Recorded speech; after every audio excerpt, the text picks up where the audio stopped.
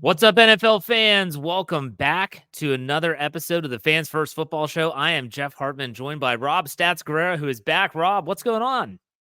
Oh, not too much, Jeff. Not too much. How are you? I'm fine. There's a different attire if you're watching us live on YouTube or something like that. There's no Victory Monday shirt. I've never seen you not in a Victory Monday shirt, so we'll get to that. Well, I don't want to bring that up just now. I want to ask you let's go positive thoughts to start the show. I want to hear your experience. Sunday Night Football, that's the last time we talked to you. You're getting ready for the 49ers and Cowboys. How was your first NFL game? The game was awesome. The environment at Levi's was electric. The first quarter was like all adrenaline. Everybody was just like, yeah, like, oh man, it was crazy. And then the 49ers just steamrolled the Cowboys. So it was like for your first NFL game, first time, seeing my team, the 49ers, play at Levi's in their home stadium. It was the biggest game of the year to that point. It was an unbelievable environment, not dissimilar to what happened in Cleveland yesterday. It was a crazy environment in Cleveland against the 49ers. Let's start there. We got to start there. Let's just get it over with. Let's rip the Band-Aid off. And it was the 49ers' first loss, and it was ugly. I watched a lot of this game based on the fact that it's an AFC North opponent for the Steelers who were on a bye week. And man, if just a couple things go a little different. Hey, been the biggest knock on Christian McCaffrey? It's can he stay healthy? The dude's out of this world, playing out of his mind, leaves with an oblique. Is that correct? Is that still what they're saying is an oblique? No, And then also /rib. Deebo Samuel with the shoulder, he leaves the game. And it just seems like everything just kind of came to a screeching halt. The 49ers, even with all that going against them, had a chance to win this on a 41-yard Jake Moody field goal. He misses wide right. And the Browns somehow, some way, with PJ Walker at quarterback, win 19-17. Rob, I got to ask your knee-jerk reaction to this one. Just a sloppy performance by the 49ers all around. And you know what? First credit to the Browns, because they absolutely punched the 49ers in the face. Yes. And the Niners never recovered. They dominated the line of scrimmage, Cleveland did. They absolutely shut down the run game. In the second half, it was pathetic. The 49ers had minus 12 yards of offense in the third quarter. And I get it. Deebo and McCaffrey were hurt. I don't care. Gain a yard. One yard. It was a hideous performance by the 49ers. They were behind the sticks all day. In the second half, the 49ers had 12 first downs. They gained a total of 0 net yards on those 12 first downs in the second half. 0. And they really only did anything. The only reason it's 0 is because they had a couple big plays on the final drive when they actually did get their heads out of their rear ends and go down the field and get in a position to win the game. But it was just an ugly performance all around. 12 penalties by the 49ers. Now, the Browns had 13, so it was the most penalties and penalty yards in the game all year. But just a sloppy performance by San Francisco. And, maybe they were too pumped up coming off that big win over Dallas and they were feeling themselves a little bit. But they absolutely got served on Sunday. I predicted a close game. I definitely said I would have taken a bold prediction, take the Browns getting those points at home. I like their defense, but a quick question. For those of you that are listening audio, you can't see this, but behind Rob is a George Kittle jersey. Where is George Kittle? I mean, outside of the three, he had a hat trick. I get it. I think it was against the Cowboys. He's kind of disappeared. Like, where is George Kittle? There are too many games where this happens to George. And I don't know if it's because the pass rush was getting to Brock Purdy, so they used him to pass block a little more. But when you've got Christian McCaffrey out and you've got Deebo Samuel out, and oh, by the way, the pass rush is getting to Brock Purdy regardless. Yeah. Throw Kittle out. You can throw him a 2-yard pass. He can break 3 tackles and pick up, a huge play. You have to. You have to do this. I don't want to see the ball going to Ray McCloud. There were too many plays that they called for Ray McCloud yesterday because he's kind of the backup to Deebo Samuel. I don't know if Kyle knows this. They're not the same guy. Like, stop calling the Ray McCloud plays. Get the ball to the all-pro that's actually still on the field. So, yeah. It makes sense. Too many times where that happens, where Kittle is just a ghost. They're paying him a lot of money, and they ain't paying him to block. They're paying it because he's one of the best receiving weapons in the NFL at the position. Something that's going to be a theme in today's show, not just in this game, is some really questionable calls. And I got to be honest, the hitting a defenseless receiver, which I think that was the Oh, actual call, which extended the Browns' drive. I mean, I don't know what a defender is supposed to do. This is very kind of reminiscent to when Minkah Fitzpatrick was flagged for roughing the passer against Jimmy Garoppolo on Sunday Night Football. What is he supposed to do? In that instance, you have almost, I felt it was pretty textbook. Led with the shoulder, didn't hit him in the head or neck area, nope. yet still flag. 49er fans have to be livid over that call. Am I right? It's a hideous call. Absolutely hideous call. Literally exactly the way the NFL teaches you to hit to Sean Gibson hit the receiver.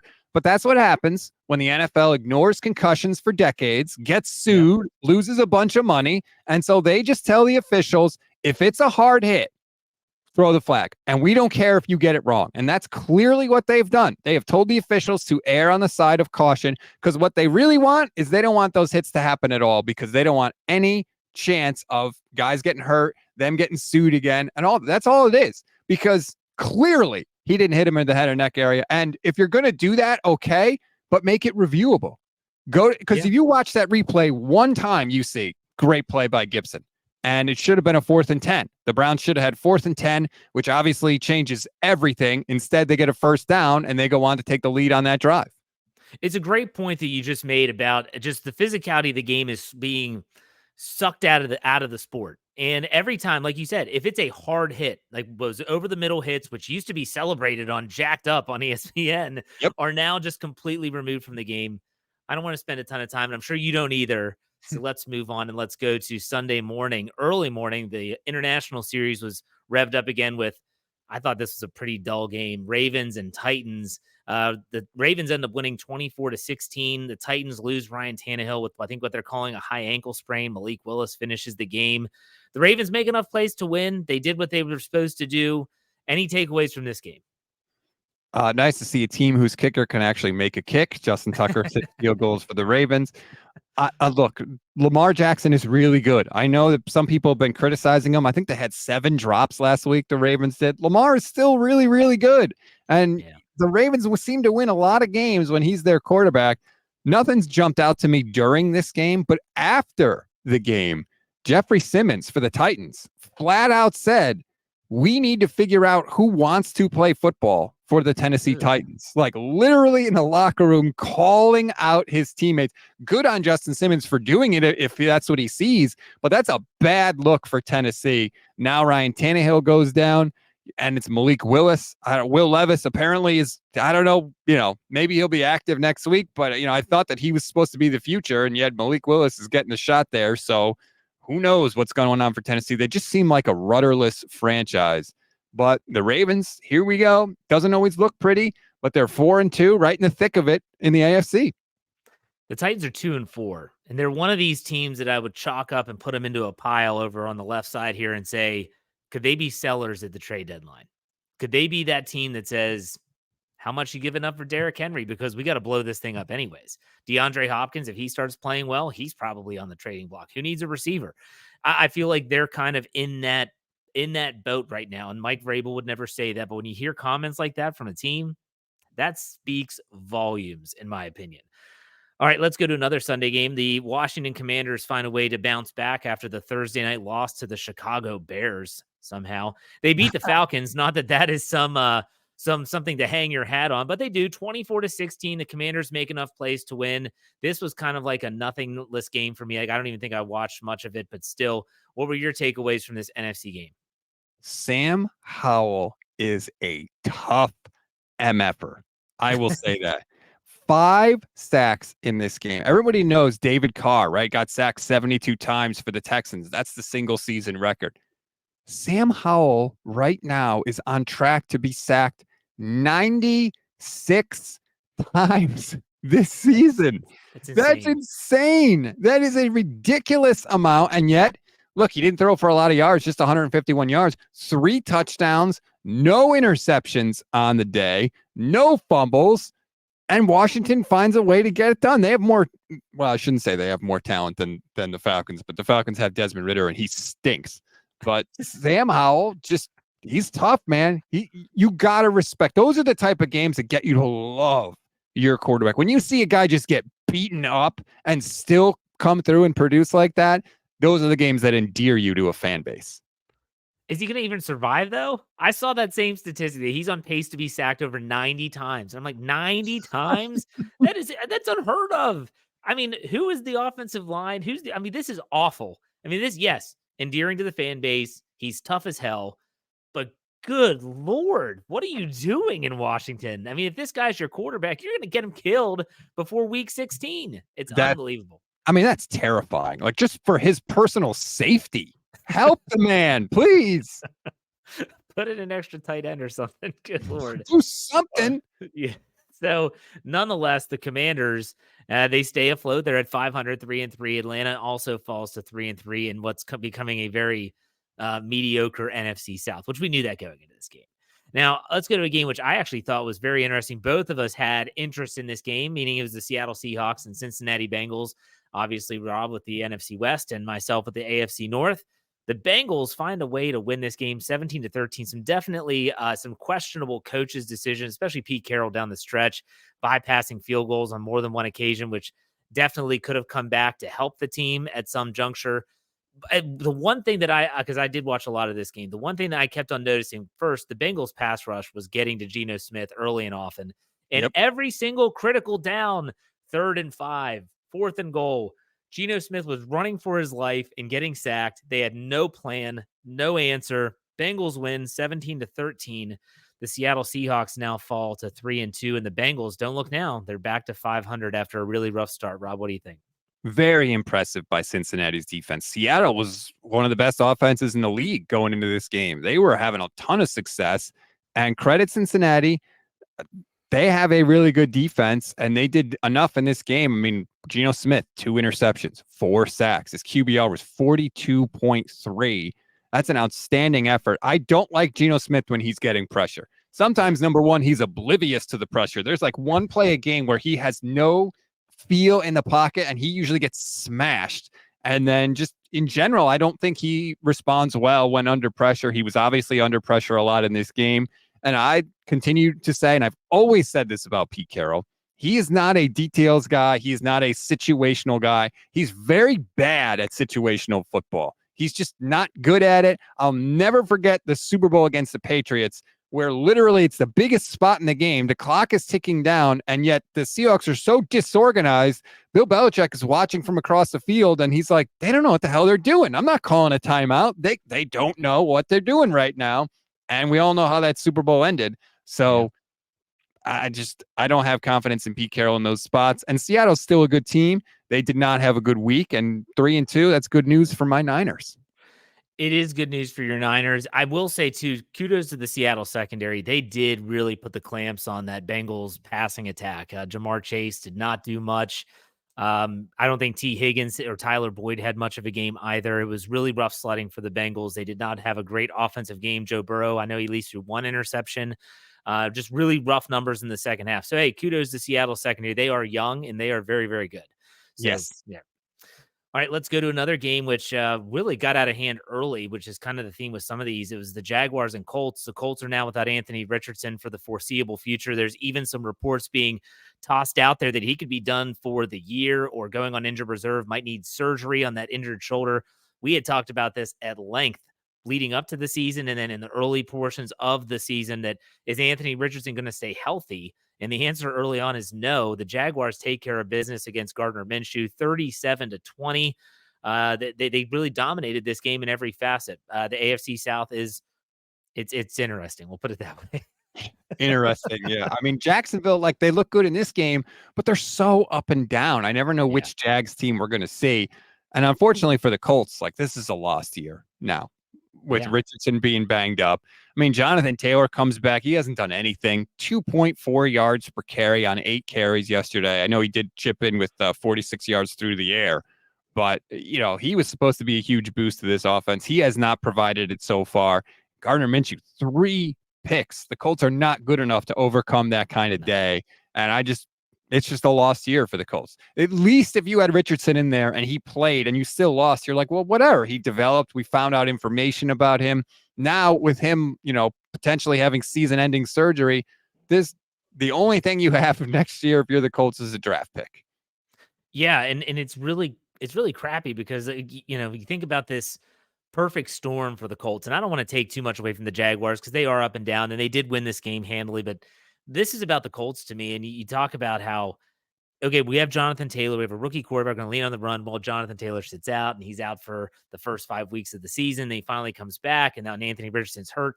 Really just an awful start for them. And you see, hey, like you said, they're looking draft pick already, which is a shame. But nonetheless, you talk about the Jacksonville Jaguars, they're 4-2, and they seem to be one of those teams that if they have a day like they did on Sunday, they're going to be tough to beat. They're going to be tough to beat. I like the Jacksonville Jaguars when they're playing good football for sure. This Uh, next game, go ahead. We're going to say oh, something. real quick. Sorry. Trevor Lawrence, a little banged up in the game. Ooh. He did injure his left knee, so we'll have to keep an eye on that. Plus, the Jags have the Thursday game this week, so it's just something to monitor. That is very good. This next game, I was watching scores, and you can't watch every game. It's impossible. And I'm watching the Carolina Panthers jump out to a big lead over the Miami Dolphins. I'm thinking, what is going on? The Panthers hadn't even won a game. And don't worry, the Dolphins end up recovering. They end up doing what they do. They score 42 points, 42-21. Final score, Miami improves to 5-1, and now they're in that talk of like, okay, the NFL's best. Meanwhile, the Carolina Panthers are 0-6. Tua throws for 3 touchdown passes. Man, the Panthers are bad. The Dolphins are the Dolphins. What are your thoughts?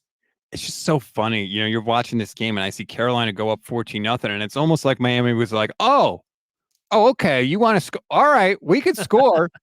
And after that point, they go touchdown, touchdown, touchdown to end the first half. And it's just like, it just looks easy for Miami. It's unbelievable how they do it, but they are just steamrolling people right now offensively. And Carolina, like we mentioned, lost seasons. It's obviously a lost season for the Panthers. They're winless. You've got Frank Reich kind of dropping hints that maybe the owner is the one that drafted the quarterback, which is obviously a terrible thing, 6 games into the guy's career. Bryce Young, 23 of 38 in the game, 217 yards, 1 touchdown. Didn't throw a pick, which is nice, but he has struggled mightily with the Panthers. I don't know what to tell you if you're a Panther fan. Keep Young healthy. See what you have here. He's going to take his medicine in year 1. There have been plenty of quarterbacks that have been bad their rookie seasons that have gone on to have great careers. So let's not make any, lasting judgments on him. But hopefully, at least if you're a Panther fan, he can stay healthy and get the year of experience, because that's really all you have to look forward to. This was a situation where, again, these teams made these really quick decisions to, hey, we're going to start this guy from day one. This is what you could potentially have when your rookie quarterback is thrust into the lineup. But it's like you said, hopefully Bryce Young's able to stay healthy. He learns from it and improves. I want to look at the Dolphins' upcoming schedule, though, because they're 5-1. But next week they have the Eagles, then they have the Patriots. Okay, then they play the Chiefs. Obviously the Patriots in the middle, but it's going to be interesting to see how the Dolphins play against the Eagles team. It's coming off their first loss. And then, of course, in 2 weeks, that game against the Chiefs is going to be absolutely huge. There are tests that await this team. There's still that one blemish being that division loss to the Buffalo Bills. Do you think this Dolphins team is capable of doing this to anyone, or is it just more based on who they're playing, Rob? The thing that jumps out to me, and the reason why I think that they can do this against most teams, is the running game. They did not have the running game like this last year. Yeah. But this year's different story. Raheem Mostert, 115 yards on 17 carries, 2 touchdowns. Mostert averaged almost 7 yards per carry. He's a really, really good running back. He just had trouble staying healthy. When he's healthy, he's very, very good. And Miami's running game, I think, is the difference between last year and this year. If it's going to be this good, they're going to be able to do this against a ton of teams, pretty much everybody, because you can't just play to it now. You can't just sit back, pin your ears back, and try to rush the passer. You're going to have to prepare to stop this running game, and no one's been able to do it right now. They lead the league in rushing yards per game, almost 182 yards per game. They're the only team in the league that has over 1,000 yards rushing already. And that's not something you think of when you think about a team that puts up 40 points and makes it look easy. You don't think, oh, they're just running the hell out of the ball. No, like that's how they're doing it. It's very balanced attack. It's going to be tough to defend. I'm excited to watch that game next week between them and the Eagles for sure. Let's go to the Minnesota Vikings, the Chicago Bears. I did chuckle before we went live on the air this morning. I did see a clip where Kirk Cousins said they were channeling their inner Texas Rangers. They played Creed before their game. Ugh. That should be an automatic loss. They were playing higher by Creed, just like the Texas Rangers. I guess they're doing that in their postseason push. Nonetheless, the Vikings, without Justin Jefferson, find a way to win 19-13. And I believe that Justin Fields, did he not leave this game with an injury? Yeah, he dislocated his thumb, according to Jay Ooh. Glazer. Now, apparently, and I'm amazed when football players do this, he popped it back into place and tried to go back in the game. First of all, I can't imagine what it's like looking down at a part of my body and seeing it pointing in a direction that it's not supposed to go in. And then being like, oh, I know how to fix this. Pop.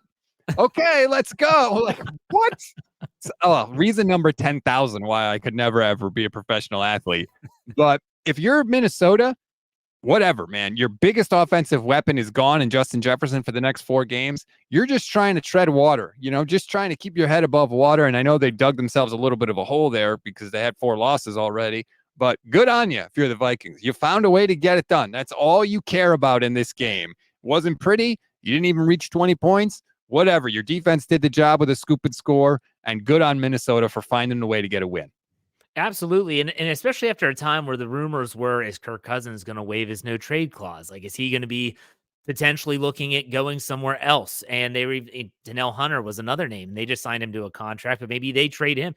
The Vikings needed this win in a big way. It's not going to get easier. They've got the San Francisco 49ers next week. That's going to be a really tough game. But for the Chicago Bears, I mean, man, like that fan base has endured a lot. They've endured a lot and they've seen some ups and downs. I know that the Bears fan base was really up after that Thursday night win in Washington. It had been almost a calendar year since they won a football game. And then they come out and their quarterback gets hurt. It sucks. Just, hey, put the Bears in that category. You put the Panthers in. Get ready for a draft pick. That's a sad truth, is it not? And at least at the Panthers, you're still wondering about your quarterback. I mean, Justin Fields, 6 of 10 in the game, did throw an interception, 4 more sacks. Yeah, I don't put the Bears out of the quarterback market for sure. So you're going to have a high draft pick if you're Chicago. All I'm saying is it's a definite possibility that the Bears could take a quarterback. Justin Fields doesn't have any attachment to this staff. I don't see it. Yeah, that was rough. That was rough for sure. So we'll see how that pans out for the Bears. Let's go to the next game. The New Orleans Saints and the Houston Texans went head to head in Houston. The Texans find a way to win 20-13. CJ Stroud throws his first interception of his career, actually, which is a shock in and of itself. And they hold off the Saints and they put up 20 points against, I think it's a pretty good Saints defense, but man, the Saints offense just, they don't look good. They don't look fluid. I know that their offensive coordinator is under fire. There's a lot of people that want him gone as much as Steeler fans want Matt Canada gone. This game was pretty tough to watch because I did check it out for more than I probably should have. But the Texans find a way to win. They're playing hard. They're playing hard for DeMeco Ryans. Playing hard, playing good defense in this one. I mean, the Saints are driving at the end of the game. New Orleans gets the ball back. They're down 7. They get it with 2 minutes and 41 seconds left, and Derek Carr starts taking them down the field, completing passes, moving the chains. But DeMeco's unit forces them into a 4th and 10 with 21 seconds left. Houston gets the pick. End of game. You know what? If you can, I mean, Houston's 3-3 with a rookie quarterback who looks really, really good. If you can give your quarterback a year of experience while also not being a dumpster fire, that's a massive, massive win for the Texans. And I give DeMeco Ryans a lot of credit. He seems to be having those guys playing hard. That you don't just roll over and beat the Texans. And good on them. And the Saints, I mean, what are the Saints doing? Like, what are you doing? South, man. Derek Carr, like, what are you doing with Derek Carr? Haven't you seen enough of Derek Carr with the Raiders? Where did you think you were going this season? Just take the L. No, this is dumb by the Saints. Derek Carr is just good enough to keep them hovering around 500. They'll be like 500 or finish 2 games under 500. They'll be picking in the middle of the round, every round of the draft. You won't be able to get a good player, and you just be stuck in this muck. But whatever, they're an NFC team, so that's exactly where I want them since I root for the Niners. There you go. And they'll probably win the NFC South. That's what's crazy is they'll probably win the freaking division and make the playoffs because outside of the Tampa Bay Buccaneers, no one wants to win that division. It doesn't look like. But to look at the Houston Texans for a second, they're playing really tough football. And, they beat the crap out of the Steelers 2 weeks ago. They lose a tough one last week. They bounce back, though, against the Saints. And you're wondering, okay, one of their big wins is over the Jacksonville Jaguars, the team that's leading the AFC South. Next week, guess who they play? The Panthers. They Oh, play the Panthers. You're thinking that's probably a game they're going to win. Then they have the Buccaneers, and then they go and play against the Bengals and the Cardinals. I'm telling you what, this Texans team isn't going away. And I'm convinced of this after watching them play the Steelers. They are not going away. That's kudos to CJ Stroud being one of the best young quarterbacks we've seen in his rookie year in a long time, a good head coach, and a good offensive play caller that's first-year play caller from San Francisco, that tree, all really meshing well together. You're seeing it right there. We thought they were going to suck. They're not sucking. They're playing good football. absolutely. Bobby Slowick is the guy calling plays for the Yeah. Texans. He was in San Francisco. He's their passing game coordinator when he was there. It's rolling right now. Good on Houston. Good on the Texans. Let's let them be good. I feel like the only Texans highlight is like when they beat the Cowboys in their first game. That's like the only fun thing I can remember the Texans doing. Or JJ Watt with a bloody face because his nose was constantly broken, or something like Right. that. But yeah, right, exactly. So the Texans, they're if I'm a Texans fan, I'm unbelievably excited right now. Because even if this year doesn't pan out into a playoff spot or anything, the future is freaking bright as hell. And that's exciting for them. For a team that might not have the brightest future, let's talk about the New England Patriots for a second. That's that team. I swear, like I can't. When I say these words, like the Patriots struggle, the Patriots not good. Bill Belichick, is he done? Has the game passed by? I can't believe I'm saying these words. It's the New England Patriots. It's the team that won all those games in the 2000s with Tom Brady at the helm. They are 1-5 after losing to the Raiders 21-17. Mac Jones, I don't even know what to say anymore. Like the guy takes a safety at the end of the game to lose it. Just this is tough. This is tough. I mean, yeah, the Raiders win the game and it wasn't pretty. I think this is all about the Patriots and they're bad, Rob. They're really, really bad right now. Well, and Jimmy Garoppolo got injured in this Yeah, he game. left the game. Brian Hoyer had to come in. Brian Hoyer revenge game alert. There And you like if you're go. the Patriots, you can't take advantage of that, right? Like at least you're supposed to, your defense is supposed to be what you hang your hat on with Bill Belichick there, and yet the Raiders still find a way to get it done. Patriots roster's bad. It's just bad. It might be the worst Patriots roster Bill Belichick has ever had. Who are you scared of on the Patriots? There's not a single offensive player that would keep any defensive coordinator up at night. There's just None. not. And Mac Jones looks terrible. They don't believe in Mac Jones. It seems like there's a very sketchy relationship there with Mac and the Patriots coaches. I mean, it's just nothing. Ezekiel Elliott, that's what the Patriots are rolling out. Ooh, wow, a walk-up running back from Dallas. That's your big fastball. Just bad. And it almost feels like Bill Belichick is just trying to hang on so he can break down Shula's all-time wins record. Well, guess what? You may be waiting a while, Bill, because it is ugly in New England right now. There's so many questions about that. Like you said, that the offensive roster is bad, even though they have a coordinator now and a guy that actually knows how to call plays. The quarterback play has been really bad. Mac Jones threw an interception that literally I watched the play. I'm like, who is he throwing the ball to? Like, no one fell down. No one was, interfered with. Like, I don't know where he was throwing the football. Right to, he hit the Raiders player right in between the numbers. It was a beautiful throw if he was throwing it to that guy. It's just awful. Like Mac Jones, and you have to think they spent a first round pick on him. And if they're going to turn their back on him, you're starting over. And that's going to be tough. That's going to be really tough. But the Raiders find a way to win. I don't know what to take from this game. Josh McDaniel gets a little bit of revenge over his former boss. I don't Yeah. know. I mean, Jimmy Garoppolo, we don't know the status. He was taken to the hospital. Now, from what I read, it was just precautionary, which, Yeah. you hope he's okay. But do they turn to Aiden O'Connell, the rookie? Do they go with Brian Hoyer? Do they stick with that? I don't know. Raiders are 3-3 on the season. So as bad as they have looked at times, they're still 500. You got to go with Hoyer, in my opinion. If you're 3-3, like you're still semi-relevant at 500. I don't think you can go to the rookie just yet if things go south, and that's if Jimmy G's not able to play. But the Patriots, well, they're bad. They are bad. Let's go to a team that's not bad.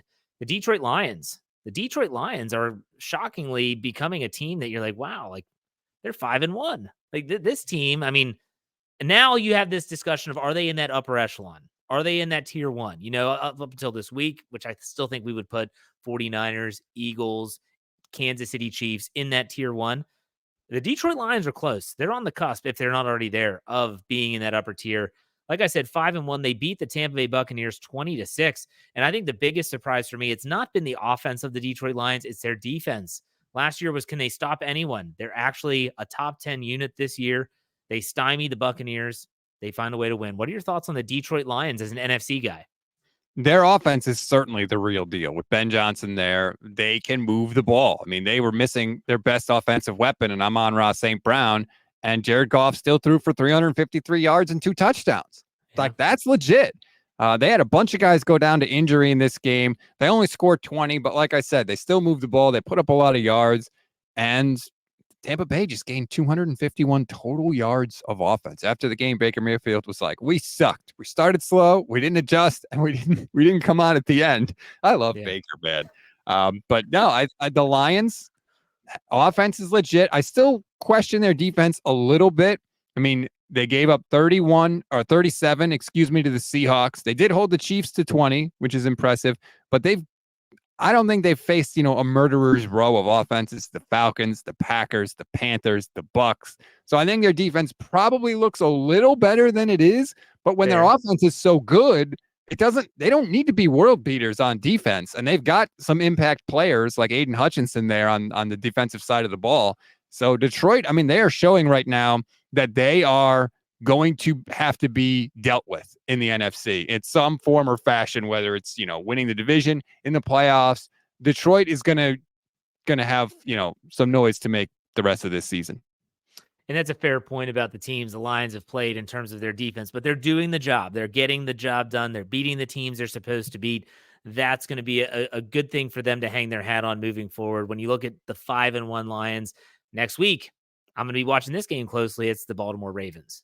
So that'll be a good test for that Lions defense for sure. Let's go to the Cardinals and Rams, an NFC West matchup that I'm sure you were glued into as well. The Rams really take it to the Cardinals. The Cardinals have definitely kind of died off after a really fast start to the season where they could have won 2, maybe even 3 games. They've only won 1. They upset the Cowboys. The Rams at 3-3, they win 26-9 with Cooper Kupp. He looks like he's finally getting back. He's not just, coming off injured reserve. I think they're a team that could be tough to deal with down the stretch. What are your thoughts as an NFC West guy? Cooper Kupp is absurd. 7 catches, 148 yards, a touchdown in this game. I mean, the dude he's ridiculous. Yeah. Sean McVay didn't forget how to coach. I know people were bashing him last year. Stafford was banged up. They had a ton of injuries last year. Stafford is looking good. Obviously, Kupp is back now. Puka Nacua was off to a historic start. And Kyron Williams, 20 carries, 158 yards, almost 8 yards per carry yesterday. Also ran in a touchdown. We know Sean McVay knows what to do with a good running game, as he used to dominate with Todd Gurley there. The Rams, their defense is suspect. I will say that. When you're not playing the Cardinals, I think that defense will show up a little bit. But their offense can score. They can move the ball, and they can score. That's another team you can't just show up and beat. Like, you got to be on it to beat the Rams. They're not as talented because their roster is, they've had some turnover there because after they went all in to win a Super Bowl, they've kind of paying the piper a little bit. But you better be on it because the Rams can score on anybody. Yeah, the Rams have the Steelers coming up next week after the bye week. But I want to ask you about the Cardinals, though. Obviously, Joshua Dobbs is the quarterback. Do you think if Kyler Murray is cleared and is healthy that they go back to him, or do you think they just call it a season for him and say, let's play for next year? I would if you're the Cardinals, right? Let's see what Kyler can do in this system. You've got a new head coach there. Let's see what we got. Because, look, the Cardinals, we expected them to be competing for the number 1 pick. They're 1-5 right now. They're doing their best to get that number 1 pick. And you need to know, right? Because if they do get that number 1 pick, who's going to be sitting there possibly? Caleb Williams. And so you can't afford to pass that up. So you at least have to know with the number 1 pick that you have on the roster and Kyler Murray, can he play in this system? Does this work? And it may. Cliff Kingsbury was a disaster there. So I think it's fair to say, let's see Kyler in a different system and see what he can be, because in terms of physical talent, the dude's incredible. But I would, if I were the Cardinals, I would go back to Kyler. And, we're at the point in the season now, too, where there's enough film on teams from a quarter of the season. Like, we figured out, okay, what you're doing. And I think the Cardinals kind of caught some people off guard. And now it's like, all right, we know what they are. We know how to stop it. And not to mention, they're dealing with injuries as well. I know James Conner's out of the lineup with a knee injury, so he was a definite big part of that offense as well. Let's go to another upset game. We already talked about your 49ers losing, but don't worry, they weren't alone. The Eagles get their first loss of the season. Really bad loss to the New York Jets, 20-14. I'd been questioning the Eagles for a while. Just it didn't look right. And I know that you bring it up all the time, Rob, with roster turnover, new coordinators. But my gosh, it's week 6. Like, at what point is it going to start to gel? It's going to start to mesh. Right now, their offense just looks like AJ Brown.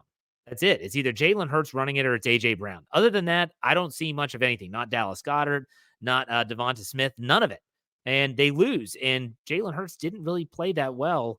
And kudos to the Jets. Like, everyone's just going to poo-poo this loss and talk all about the Eagles, which they should. But Jets find a way to win. And you see images and video of freaking Aaron Rodgers, who ruptured his Achilles, throwing passes out there pregame, looking like he's going to play in the second half of the season. It's insane. I don't even know what to think.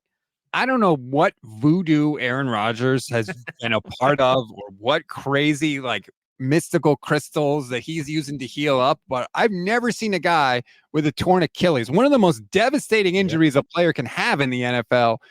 He's like not even in a walking boot. I feel like, what the hell is going?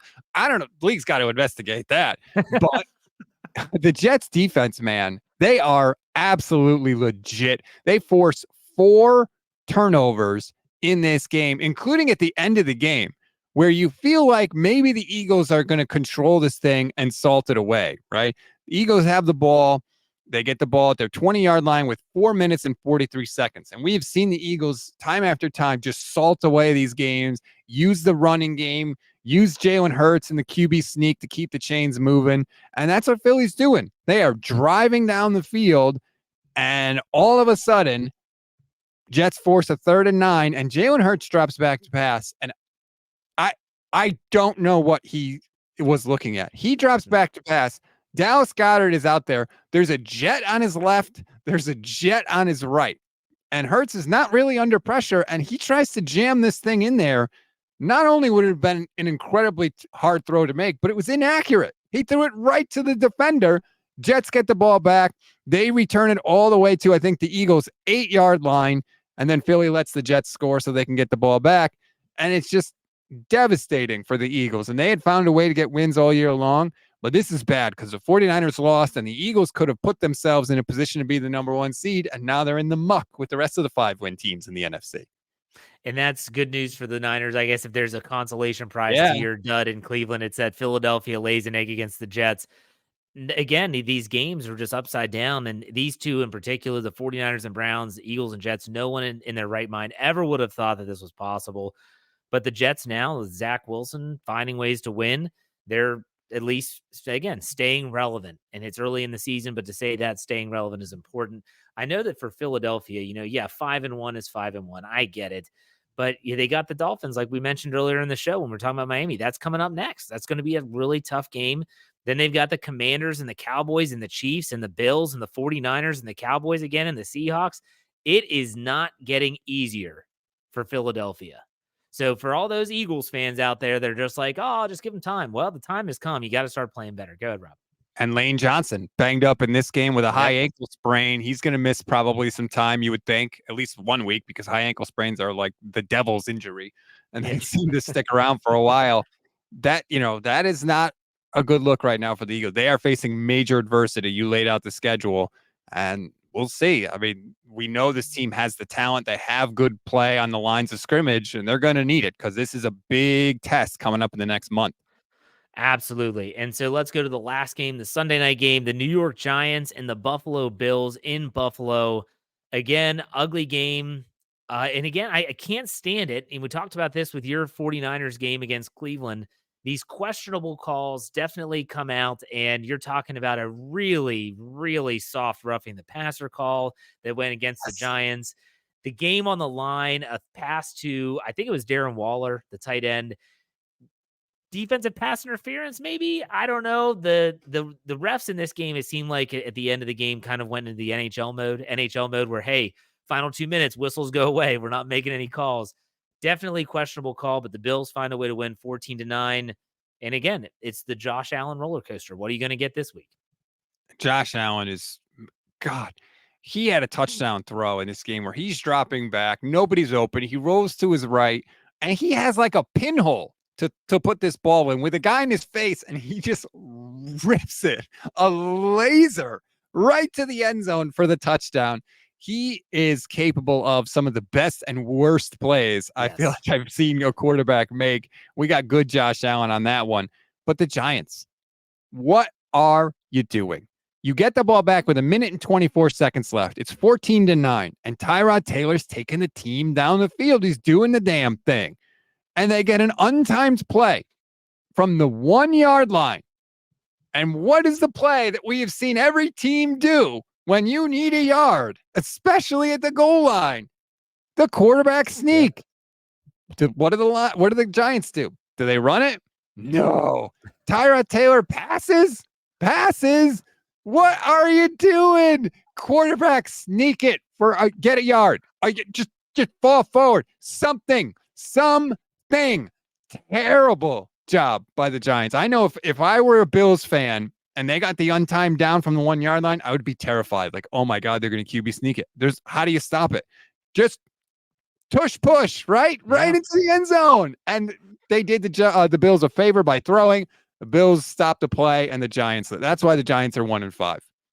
And like you said, Tyrod Taylor's in the lineup. It's not even Danny Dimes if you're thinking, okay, well, maybe he's not capable. Tyrod Taylor's a mobile guy. He's done the quarterback sneaks. Hell, I think that with San Diego, LA, when he was with the Chargers, I believe they brought him in just to do quarterback sneaks sometimes. It was just really weird. Like, I don't know, the ending of those games. And again, I hate how there's a very questionable, was it defensive pass interference on that pass to Darren Waller? Mm-hmm. I hate that. I hate that the officiating gets brought into these discussions so much, but yet it always seems to, because it's the National Football League and that's what it is. They want parity and they've got it. Nonetheless, the Bills find a way to win, and they are again amongst that 5-win group of teams. So we'll see how that pans out. What's your overall takeaways? 4-2. I'm sorry. I thought, who else did they lose to? Oh, they lost over to Jacksonville. That is right. I forgot. All right, Rob, what's your takeaways from this week before we call it a show? Defenses, man. Jets defense, Browns defense, absolutely shutting down teams we thought were the upper echelon in the NFC. And then both teams go down. Eagles and Niners both lose. The NFC is tightening up. I feel like the AFC is tightening up a little bit. This season is going to be so much fun. Yes. And we'll have everything for you right here on the Fans First Football Show. The 72 Dolphins just pop the champagne, I think, as they do every year. There's great for them. All right, Rob, tell everyone where they can find your 49ers coverage and where they can find you on social media. So I run the Gold Standard 49ers Podcast Network. You can find us on YouTube at Gold Standard Network, everywhere podcasts are found. And if you want to follow me on all of the socials, I am at Stats on Fire. Perfect. You can find my Pittsburgh Steelers coverage at the Steel Curtain Network. Find us wherever you get your podcast. You can find us on YouTube as well. And if you want to follow me on Twitter /X, whatever, it's at J Hartman, HARTMAN_PIT.